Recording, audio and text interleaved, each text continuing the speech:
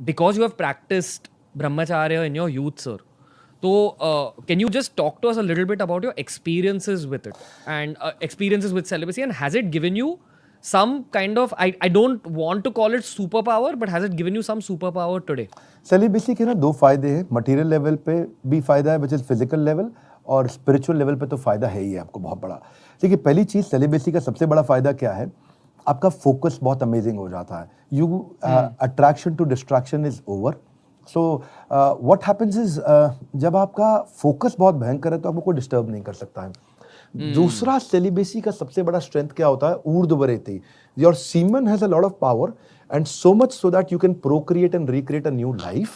You can give birth to a new child, and if you can actually save your semen and start flowing upwards, according to Ayurveda, it starts nourishing your brain cells in such a way that you build no dietary amulet can do it, and plus you also build uncommon intelligence and photographic memory. So what I feel is brahmacharya is needed until the age of 25 for sure. जो हमारे शास्त्रों में बताया गया, 25 साल की उम्र तक ब्रह्मचर्य का प्रैक्टिस करना बहुत ज़रूरी है, क्योंकि वहाँ मैं आपको बताऊँ, no greatness you can ever build while running behind women and satisfying your genitals.